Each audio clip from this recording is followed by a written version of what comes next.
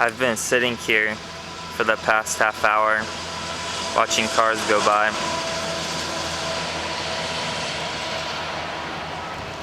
And also looking in this direction at the trees and listening to the birds. And in my left ear, hearing the sound of traffic.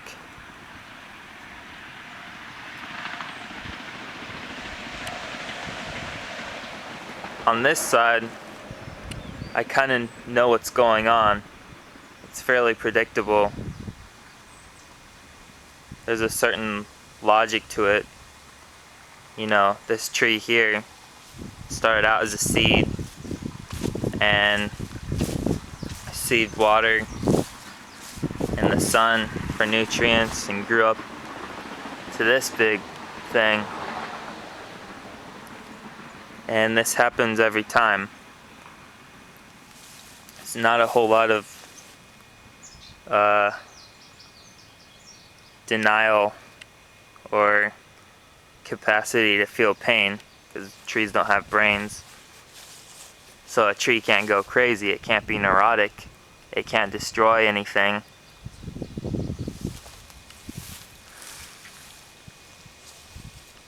Well, the cars are gone.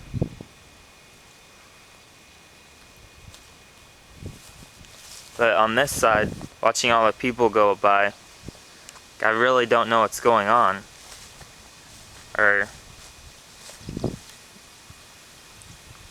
And thinking of myself, you know, how am I supposed to fit into this sort of,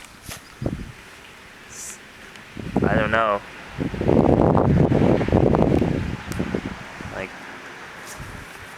a tree starts out as a seed, point A, point B is the tree. It's really easy. Plants are just point A, point B. Humans, I don't even know what's going on. Like, when I was a kid, I used to worry all the time about growing up, because I'd see people working jobs and it just looked so confusing, so hectic, chaotic, thinking, how am I gonna function in this world? I would worry all the time about this growing up. You know, I'm worried that I'm not gonna know what's going on or what to do. And now that I'm sort of grown up, I realize that I was right to worry, because I have no idea what's going on or how to function.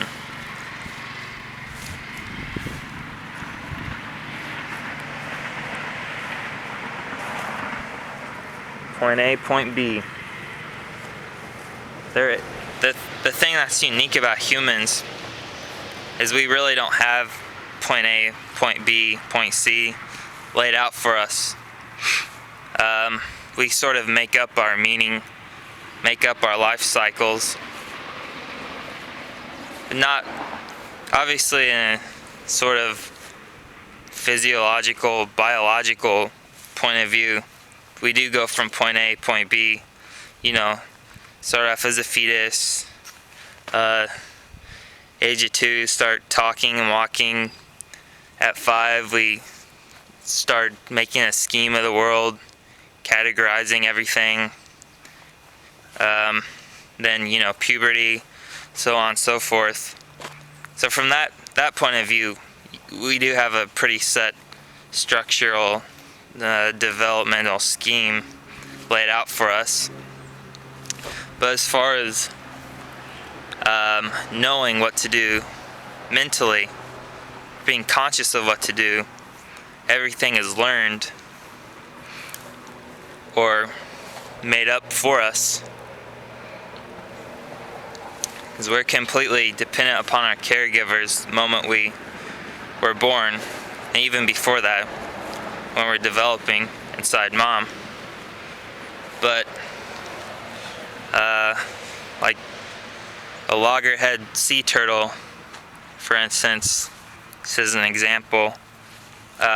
Moment it's born, when it hatches, it knows instinctively to head towards the sea, and to begin its life journey without the help of mom or any sort of learned behavior. It's all instinctive. But thing with us, like, we've made up all this stuff. None of this is really by instinct. Everything for us is learned. And probably the single most significant variable distinguishing the human from any other living thing is the human capacity to learn and modify behavior. So there's no point A, point B to be born as a human being and then go to point B, which is to be a TV salesman.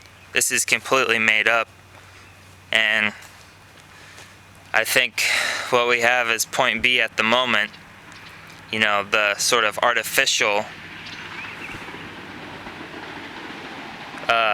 plan or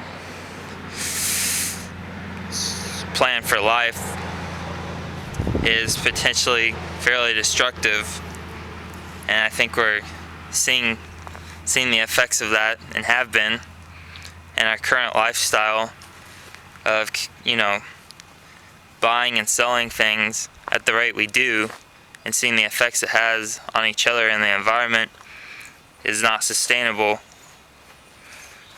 And I don't feel any moral obligation whatsoever to participate in this structure.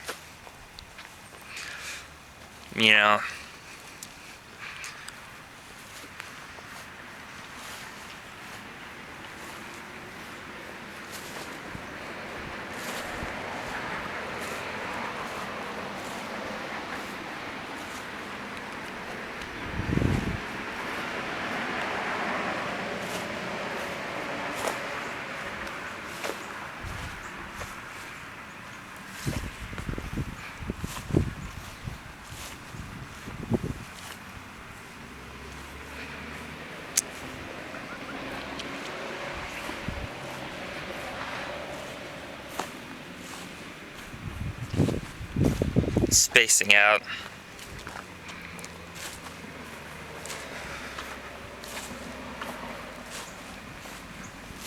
That's okay.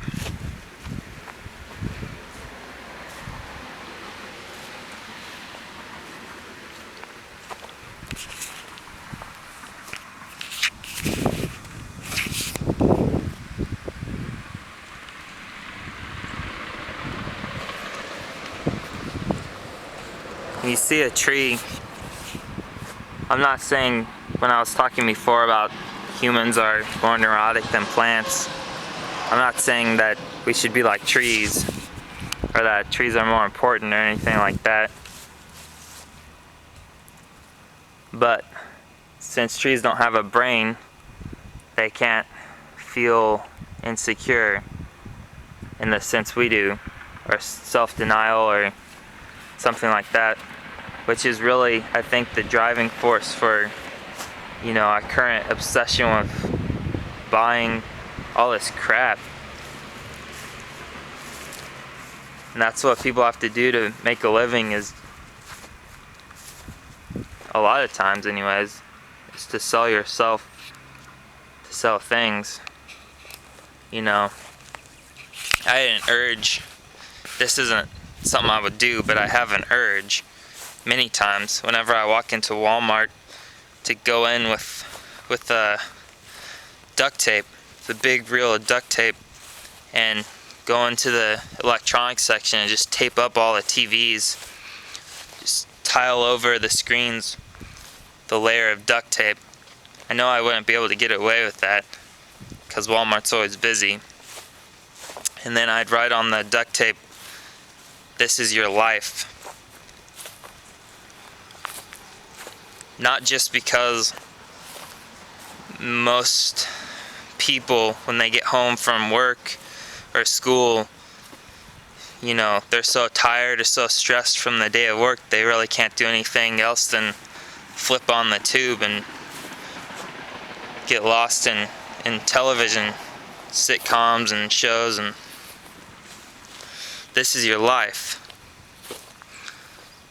sitting there watching this stuff. But that isn't just what your life is. Your life is also being bombarded with advertisements telling you you can't be happy unless you buy such and such product, or you can't attract the opposite sex unless you buy this deodorant, or whatever, or you can't be cool unless you have this type of clothing, this brand, and people are spending thousands of dollars on fancy clothing attire that likely costs a few bucks to make in another country.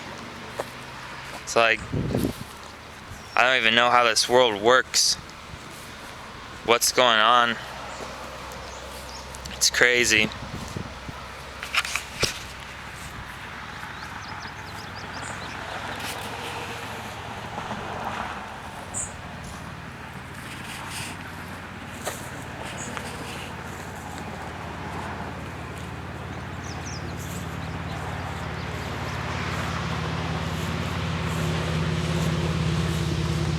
I'm not saying that nature is necessarily nice. It's easy to look at all the human, all of the human inventions and political ideologies and point out the flaws in those.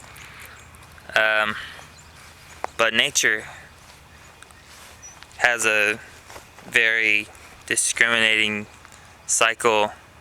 I mean, it isn't all pretty, basically. Things have to kill things in order to survive. But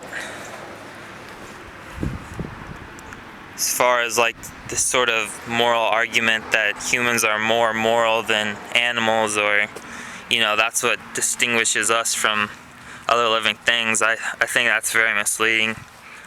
And as far as morality is concerned, it's really, the moral code that could be considered a human invention.